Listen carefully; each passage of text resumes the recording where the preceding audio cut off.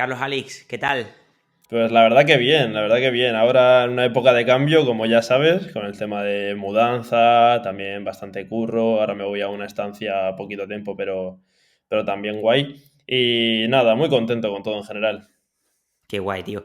Bueno, antes de nada, la gente te conoce de sobra, ya no solamente por el hecho de lo puesto que estás en el mundo de la hipertrofia, de la fuerza y demás, sino porque además eres partícipe del proyecto de ENFAF.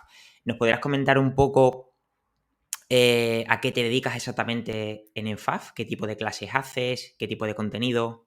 Sí, principalmente, bueno, yo hago un mix, digamos, entre fuerza e hipertrofia y programación y, digamos, las cosas más prácticas respecto a si tú quieres entrenar para ganar masa muscular o para ganar fuerza. Y lo combino con la parte más cercana a mi doctorado, que es básicamente la fisiología del ejercicio vista más desde el punto de vista neuromuscular, sistema nervioso y pues los músculos, ¿no? Entonces al final mis clases van sobre todo de entrenamiento para fuerza, entrenamiento para hipertrofia, adaptaciones a nivel fisiológico que se dan con el entrenamiento, cómo mejorar esas adaptaciones y todo visto un poquito desde el punto de vista de esa fisiología neuromuscular. Qué chulo, tío. Bueno, para la persona que no te conozca, coméntanos un poco quién es Carlos Alix, tu formación, a qué te dedicas también laboralmente. Pues básicamente soy graduado en Ciencias de la Actividad Física y el Deporte, en esa carrera universitaria, también máster en Rendimiento Físico y Deportivo y actualmente me encuentro haciendo un doctorado en Neurofisiología del Ejercicio. Y bueno, me dedico principalmente a dar clase aquí en ENFAF, también me dedico a ser preparador físico de distintos deportivas, de distintas modalidades, aunque sí que es cierto que lo que más llevo a día de hoy es, pues bueno, tema de mejorar la composición corporal, gente que quiere competir en culturismo, etcétera, etcétera. Y luego, pues por otro lado, aparte de ser asesor científico, también me dedico a investigar y a hacer mi doctorado en la Universidad de La Coruña, donde pues eso, investigo sobre todo sobre temas de neurofisiología, temas de estimulación cerebral y todo este tipo de cosas y adaptaciones en cuanto al entrenamiento.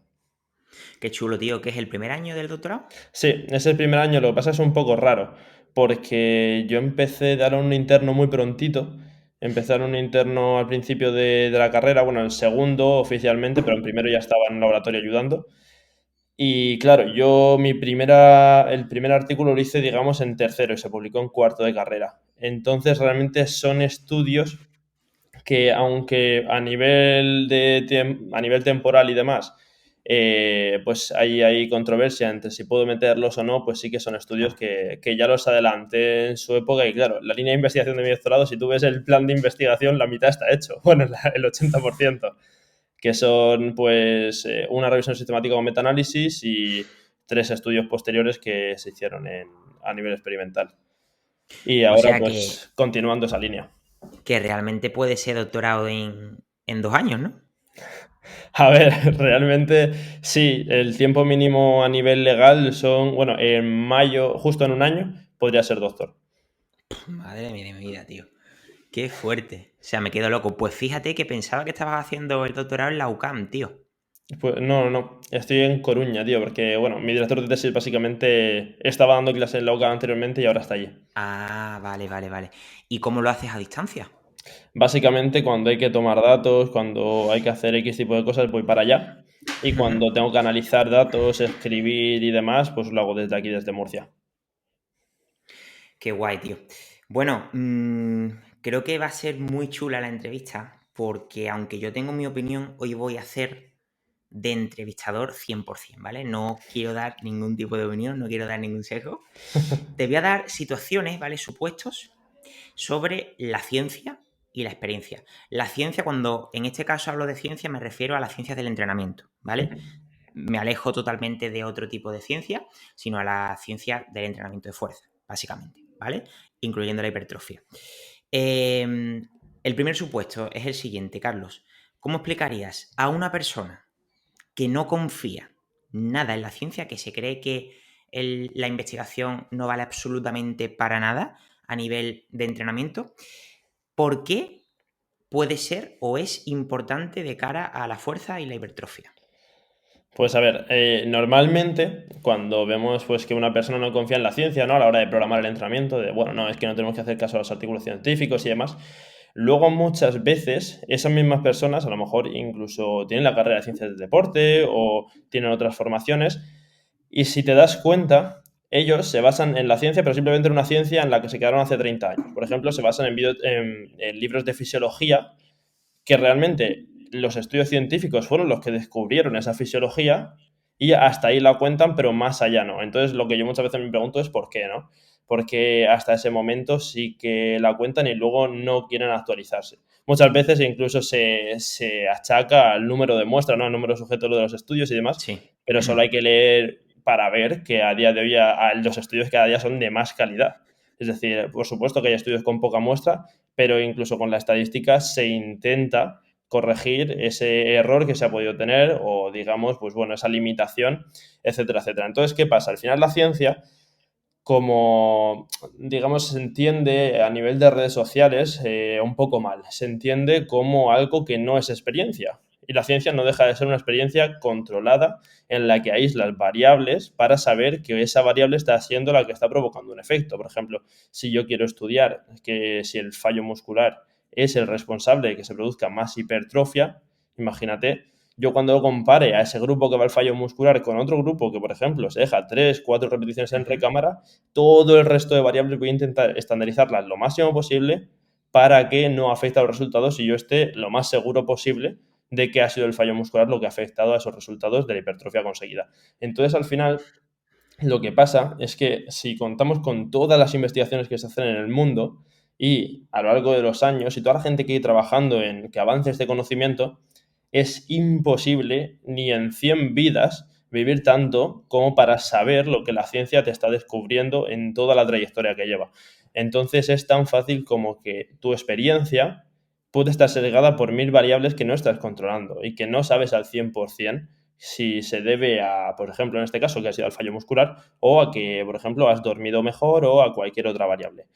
¿Qué ocurre? Que la ciencia todo eso sí lo estudia y de una forma muy controlada y de una forma muy trabajada y con mucho volumen de trabajo de distintas partes del mundo. ¿Qué ocurre? Pues que al final esto lo que te va a dar es un conocimiento que tú no eres capaz de vivir, vamos, ni aunque tuvieses 100 vidas realmente. Siempre yo os escucho que habláis mucho en Eco y tú, por ejemplo, sobre el Bro Science. Y a veces sí que habláis bien del Bro Science. ¿Por qué? O sea, ¿consideras que el Bro Science también es aplicable y que tiene gran parte de razón? Sí, a ver, al final es cierto que con la propia práctica, ¿no? Pues la gente al final puede llegar incluso a conclusiones que a veces dices, hostia, van bien encaminados incluso, pues autores como Fred Schoenfeld han dedicado gran parte de su investigación a decir, a ver si lo que dice la Broscience tiene sentido o no tiene sentido. Y hay cosas que encuentras que sí tienen sentido y otras, pues obviamente que no lo tienen, ¿no? Pero al final sí que es cierto que, digamos, de generación en generación, de ya sea culturismo, o ya sea powerlifters, etcétera, se van retroalimentando en cuanto a lo que van aprendiendo y les ha funcionado o no les ha funcionado. ¿Qué ocurre? Pues que al final lo que pasa a veces es un poco eso. A lo mejor algo creen que funciona y no funciona porque ha habido otras variables, como comentaba antes, que le han confundido y que pensaban que era por una cosa que realmente no es. Pero otras muchas cosas sí que aciertan. Y sí que realmente esa experiencia, al final, a modo de estudio consigo mismo, pues están haciendo como una especie de ciencia sin saberlo y están consiguiendo llegar a unas conclusiones que a lo mejor no saben exactamente el por qué, pero saben que funciona. Entonces sí que es cierto que yo veo muy importante coger a gente que tiene mucha experiencia, ver qué hace y estudiarlo y ver si funciona o no funciona. Y yo sí que lo veo bastante importante y al final juntar la ciencia con la experiencia personal yo lo veo una clave muy, muy, muy esencial.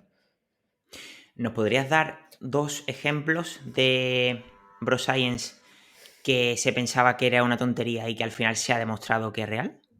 Pues, por ejemplo, hubo un momento en el cual, ¿no? Se decía que, bueno, que con hacer un par de series te ibas para casa y fuera, ¿no? Y en realidad los de la Bro Science decían, oye, pues no, pues toda la vida en culturismo se ha hecho un volumen alto de trabajo, le hemos metido muchas series a los grupos musculares que trabajamos y así hemos crecido. Y la ciencia, en cierta medida, también muy influida, sobre todo por adaptaciones más a nivel de fuerza y no tanto de hipertrofia, aunque al final a largo plazo la hipertrofia lleva a la fuerza, pues digamos que la ciencia tenía dudas al respecto y al final era así. Es decir, si tú quieres hipertrofia muscular, el volumen de entrenamiento tiene que ser moderado, alto, pero sí que con una serie por grupo muscular o dos series por grupo muscular no vas a maximizar las ganancias. Luego otro ejemplo sería, por ejemplo, el ir cerca del fallo. Es decir, al final también ha pasado un poco lo mismo, que es cierto que a día de hoy justo tenemos evidencia bastante buena respecto a ir al fallo, no ir al fallo, falta más, pero sí que sabemos que ir al fallo no es superior muchas veces que no ir al fallo, pero sí que tenemos que ir cerca de él. Ujú. Entonces, la intensidad de las series también debe ser alta si queremos hipertrofiar. Es decir, no podemos estar haciendo la serie mientras bostezamos o mientras estamos hablando con el compañero, porque es que eso no va a ser una serie lo suficientemente efectiva y estimulante como para crecer de forma óptima. Entonces sí que hay cosas que de la Bro Science se han estudiado y dices, hostia, pues sí que es cierto. Luego hay cosas que no. Por ejemplo, cuando decían que descansar entre 30, 60, 90 segundos era para pampear al máximo, te va a crecer así lo máximo la musculatura, y luego se ha visto que no, que realmente descansar 2, 3 minutos entre series es lo más eficaz de cara a maximizar el trabajo y que con la misma serie vas a crecer más. Entonces hay cositas pues que se han ido reforzando y se han comprobado con la ciencia y otras pues que bueno, que se han rechazado y se han visto que no eran así, e incluso los culturistas, algunos de ellos ya lo decían en su época cuando toda la corriente de culturistas iba en su contra. Muy, muy interesante, tío. ¿Crees que es necesario leer muchos papers para ser un buen entrenador? ¿O puede haber casos que no? Hostia, esta pregunta es muy complicada, ¿eh? Esta es complicada, A ¿eh? ver, sí, sí, sí, bastante. A ver, para ser un buen entrenador creo que no. Es decir, antes a lo mejor te hubiese dicho que sí. Ya. A ver, ¿con papers te incluyes libros o los dejas aparte? Los incluyo, los incluyo. Claro, porque si al final sí es un buen libro de divulgación científica, o bueno, o libros, Carlos, que solo los conocemos tú y yo, que parecen más papers escritos en Sí, forma de libro que libros de divulgación realmente. sí, sí, sí. Y papers que son libros, literalmente. Totalmente, tío. Últimamente me está pasando que estoy viendo muchos artículos de revistas alojadas en MDPI, ¿vale? De diferentes revistas que, tío, no sé, parecen que son artículos de blog, tío. Yo no sé cómo aceptan eso, tío. O sea, yo creo Sí, que será por los 2000 pavos que hay que pagar, porque otra cosa no lo entiendo. sí, sí, sí. Hay algunos que dices, joder, está escrito de una forma que no es lo usual. Sí, sí, sí, Sí, totalmente. Pues, a ver, yo sinceramente, a día de hoy te diría que con las plataformas que hay, que un ejemplo es Enfaz, por ejemplo. no es necesario estar leyendo siempre libros, estar leyendo artículos, etcétera, para ser un muy buen entrenador. Pero sí que es cierto que recomiendo, si quieres ser el mejor o de los mejores, tienes que, digamos, tú ser el que también ha leído el contenido y, por ejemplo, si ves esa clase de Enfaz, luego irte a los artículos que han ido saliendo en la clase, leértelos, ser crítico y ver si tú sacas las mismas conclusiones. Porque es cierto que tienes ahí un profesor que, digamos, tiene experiencia en el área, que ha sabido interpretar seguramente muy bien los artículos, pero también es bueno, tanto para aprender a interpretarlos tú como para ser crítico y tener tu propia opinión, ir a leerlos. ¿Puede ser un muy buen entrenador a día de hoy sin necesidad de leer libros y papers? Perfectamente, gracias a plataformas como FAF. ¿Puede ser el mejor? No. Muy buena respuesta, tío. ¿Crees que se ha evolucionado en los últimos años el hecho de adquirir conocimiento? O sea, ¿crees que es muchísimo más sencillo en los últimos 5, 8, 10 años adquirir conocimiento? Buah, justo hoy la publicación que voy a subir es sobre eso, tío. Espera un momento, Carlos. Hoy subes a las 8 un vídeo, ¿no? Sí, tío. Y para mí el vídeo de divulgación más tocho que he hecho, sí, sí, sí. Así que, bueno, esto se sube 2 días después, así que lo enlazaremos por aquí. Sí, a ver, justo la publicación va de eso. En la publicación comento lo fácil que es a día de hoy aprender, pero también es cierto que, bueno, que tienes que tener en cuenta que la información tiene que ser filtrada, es decir, cualquiera puede subir contenido a internet. Sí, sí, sí, totalmente. Y yo podría ponerme, por ejemplo, ahora, pues igual que en una conversación que tú y yo podemos tener o podemos tener con nuestros colegas o lo que sea, de ya sea economía, sea de política, sea de pues, mil cosas, podríamos hablar de ello, pero ¿por qué no lo hacemos? Porque no entendemos sobre ello, o yo al menos no estoy capacitado para hablar de ello en redes sociales. Entonces al final me limito a hablar de lo que sé. ¿Qué ocurre? Que, pues bueno, hay mucha información que está en redes sociales de gente que no está hablando exactamente de cosas que domina. Y esa información hay que filtrarla muy bien y apartarla y saber de qué información nos podemos fiar. Pero sí que a día de hoy en Internet se puede aprender una barbaridad, pero una barbaridad. Sí, sí, Es sí. increíble y además súper rápido, súper intuitivo, que hasta un chaval podría llegar. Es muy fácil aprender a día de hoy. De hecho, yo es que siempre lo digo, Carlos, que Hoy día, chavales o chavalas, o sea, me da igual, jóvenes ilusionados con la misma pasión con la que empezamos nosotros, hoy día con 16, 18 años, pues que pueden saber más que nosotros con 22, o sea, yo qué sé, pero porque hay una cantidad de información Hmm. y ya, o sea, gratuita, o sea, que no hace falta ni que te gaste dinero. Totalmente. Sí, yo a veces te juro que me sorprendo de algunos seguidores, ¿no? Que a lo mejor estoy hablando, yo que sé, de la unión neuromuscular, de los roles de la acetilcolinesterasa, que tal, tal, tal, tal, y de repente algún seguidor que me dice, oye, y esto no sé qué, no sé cuánto, y a lo mejor digo, voy a meterme al perfil y veo que está en primero de carrera o en segundo de bachiller, y digo, buah, qué crack. Mira, el otro día, esto es buenísimo, no sé cómo llegué a un perfil de una chavala que estaba divulgando creo que era sobre nutrición, y ponía en el perfil de Instagram, Bachillerato Ciencias de la Salud, o sea, que estaba estudiando Bachillerato Ciencias de la Salud, o sea, de locos, o sea, en plan poniéndolo como un éxito, pero tío, la tía divulgando, Hostia, ya ves. flipante. O sea, eso es, o sea, flipante, tío. Sí, sí, sí. No, es increíble, ¿eh? Cómo corre la cosa, porque yo me acuerdo de estar haciendo soleo ahí sentado en el gimnasio con 14 años leyendo blogs, esto es bueno, esto es malo, no sé qué, cada uno daba su opinión, tío. Y ahora digo, joder, ojalá lo hubiese tenido en su momento para haberme ahorrado muchas tonterías que hice. Ujú. ¿Qué aspectos crees bueno, de tu campo, ¿no? Que todavía está demasiado en pañales y que no sabemos prácticamente nada y que le queda un nivel de investigación impresionante. Fua, de mi campo, todo. Es decir, a ver, lo que es dentro de mi línea de investigación como tal, te diría todo lo relacionado con el cerebro e incluso las adaptaciones en el sistema nervioso que se dan con el entrenamiento de fuerza. Es más, a día de hoy, antes se decía mucho, pues bueno, sí, las adaptaciones que se dan en la corteza motora primaria, a día de hoy se sabe que, por ejemplo, en otros núcleos motores del tronco encefálico que no se les daba importancia, tienen mucha importancia las horas de las adaptaciones en el sistema nervioso. Entonces, en cuanto a adaptaciones al entrenamiento, aún queda mucho por aprender, por ejemplo. Y cuando se trata del sistema nervioso, la gente ya se pierde porque es verdad que es que nos falta muchísimo, muchísimo, muchísimo por saber.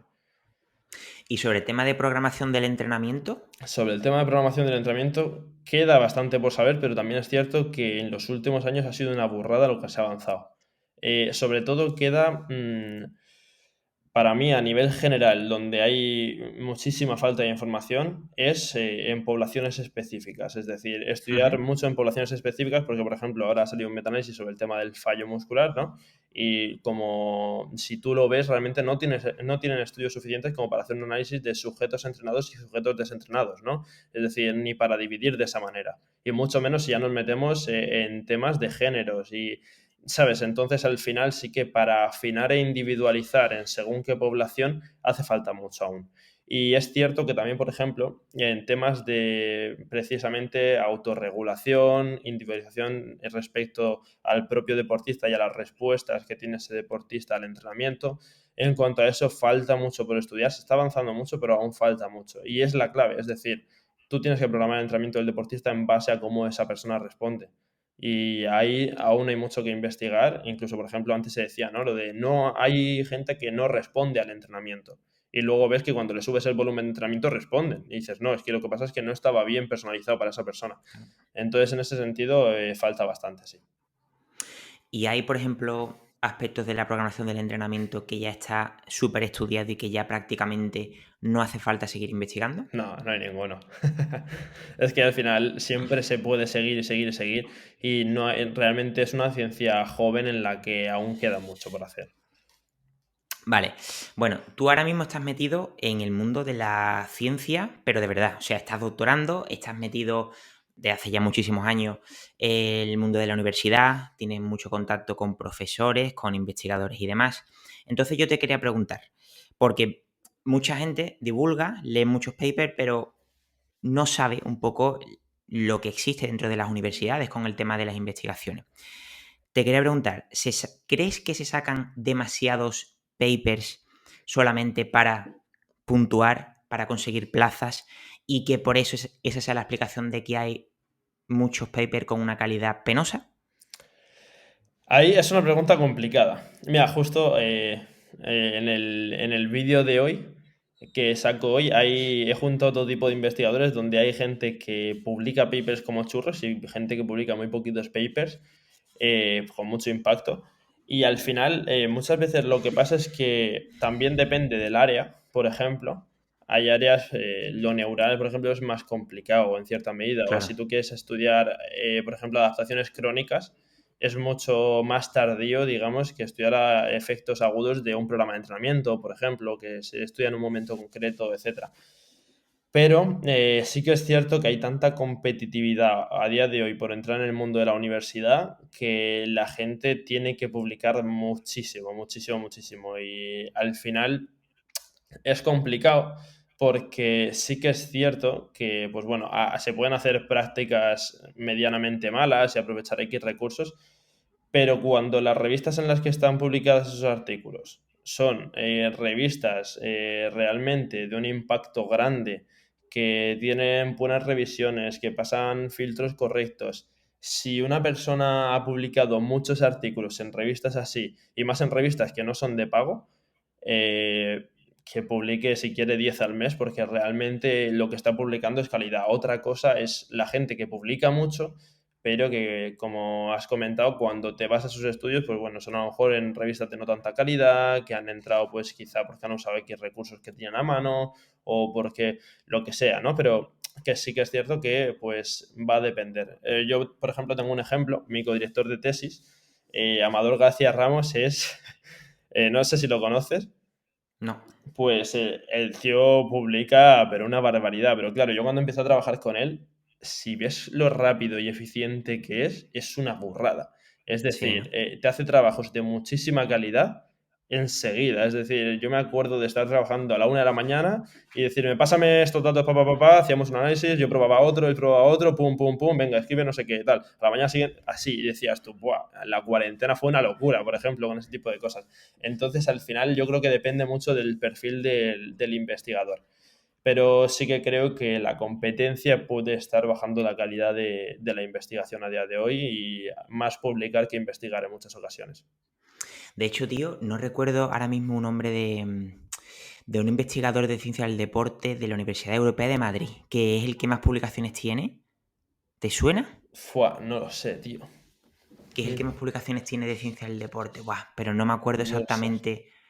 Pero que me comentaron que a pesar de eso, que de verdad que lo hacía él. O sea, que me refiero que no era. Porque hay otros que, hombre, Sí, que hay gente que no sabe que es muy fácil que te pongan en un estudio y sí. que te pongan. Y ya está. Y tienes puntuación. Y es yo lo veo un poco putada, porque incluso a veces hay presiones Sí, para claro. se presiona a la gente, a un doctorando, para que ponga X personas, y bueno, pues está mal. Al final son personas que incluso muchas veces casi que no se han leído el artículo. Claro, claro, claro. Por cierto, Carlos, ¿tú tienes pensado entrar luego de ser profesor de universidad? En A plan ver, plaza y eso. es una pregunta complicada. Hmm, A ver, ser profesor a mí me gusta muchísimo, es decir, por eso, por ejemplo, estoy aquí en ENFAF y yo creo que para mí a nivel laboral es mi motivación principal, más incluso que ser preparador físico, etcétera, etcétera. También es cierto que a lo mejor la idea que tenía en un primer momento de entrar a la universidad de esta manera, de esta otra, ir ascendiendo por aquí, quizá ha cambiado bastante.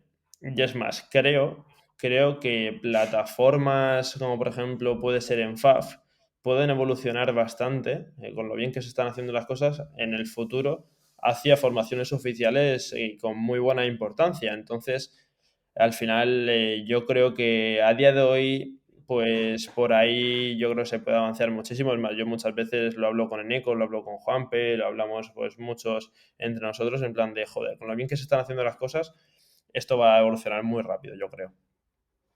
Yo creo que sí, a ver. De hecho, creo que sí, fue Eneco el que me lo dijo en su última entrevista de aquí de Enfaf, que me dijo que Enfaf quiere sacar un máster de culturismo en un futuro. Sí, sí, sí.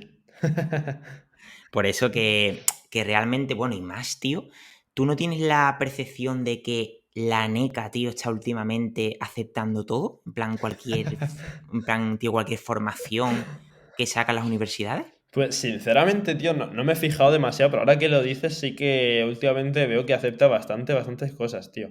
Es verdad. Que cada vez veo por una parte anunciada de un profesor, de otro, de un sitio, de otro.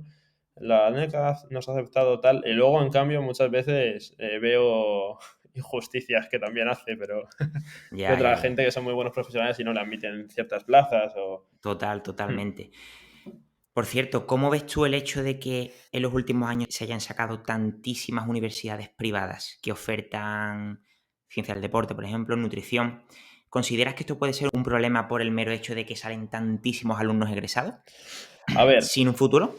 la realidad, yo en cuanto a esto, no tengo una opinión formada realmente. Puedo dar mi opinión, pero no voy a, me refiero a que nadie se tome mi opinión como realmente una opinión formada, ¿no? Yo creo que realmente no. Es decir, al final cada persona tiene que ser consecuente con sus decisiones. Es decir, yo cuando en su día elegí estudiar ciencias de la actividad física y el deporte, yo sabía perfectamente pues la tasa de paro que tenía, la gente que acababa trabajando de, de otra cosa, ¿no? Entonces, al final, yo creo que depende más de ti que de otra cosa, que de la propia carrera que estudies. Obviamente, pues cuanta más competencia tengas, más jodido está clarísimo. Pero si es realmente lo que les gusta y lo estudian porque realmente es lo que les apasiona, yo lo veo bien. O sea, tú, por ejemplo, eres de esas personas que piensa que no hay que mirar las salidas laborales mientras te guste la carrera, ¿no? Yo, sinceramente, pienso que, a ver, hay que mirarlas, pero si vas a trabajar toda la vida de algo que no te gusta, mira, es que sinceramente para eso no me saco una carrera, me voy al mercado en la que pagan bien o al Carrefour. Entonces, al final, si voy a sacarme una carrera que sea algo que me apasiona y pues voy a luchar por ello a muerte. Si no hubiese salido o en el futuro, imagínate que muchas personas dicen, Buah, es que es mi pasión, me he esforzado a muerte y al final pues no me ha salido por donde quería. Entonces ya pues a ver otras opciones incluso dentro de tu campo, que muchas veces nos cerramos las puertas en cuanto a X salidas laborales que tenemos fijadas y luego nos salen otras que ni esperábamos o no sé, Ujú. al final sí que creo que tienes que hacer lo que te gusta, porque es que normalmente si haces lo que te gusta y realmente te apasiona vas a ser bueno en ello. Yo sería incapaz de estar leyendo 10 12 13 horas algunos días sobre una misma temática si no me apasionase. Es que sería imposible. Entonces al final creo que es clave.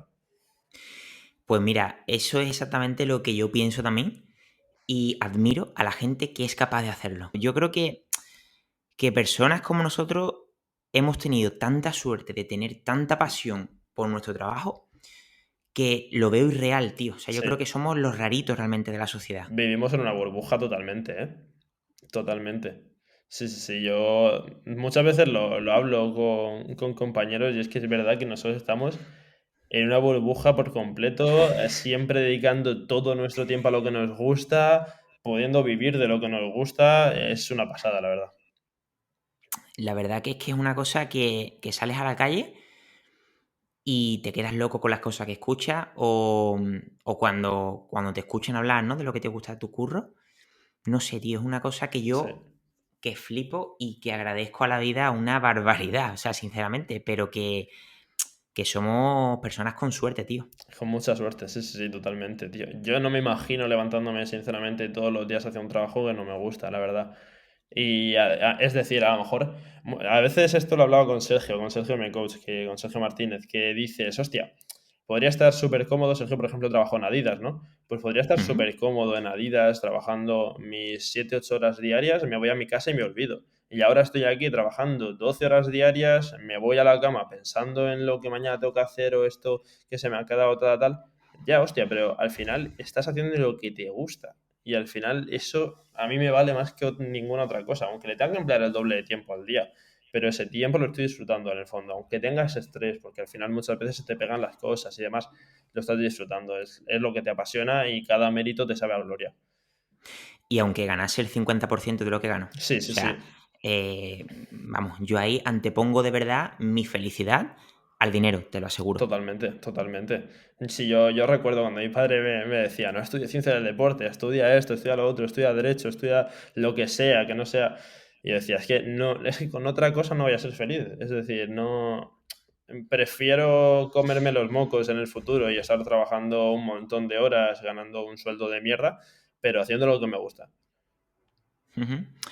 ¿Te gusta más la divulgación en redes sociales más que la formación más profesional, por ejemplo, en FAF o en ponencias y demás? No, ¿O qué prefieres? me gusta más la formación porque al final puedes matizar mucho más y puedes profundizar mucho más y al final también tienes que ajustarte un poco, es decir, no puedes pasarte en la primera clase y meter un contenido con muchísima profundidad, pero puedes ir incluso escalando en el contenido.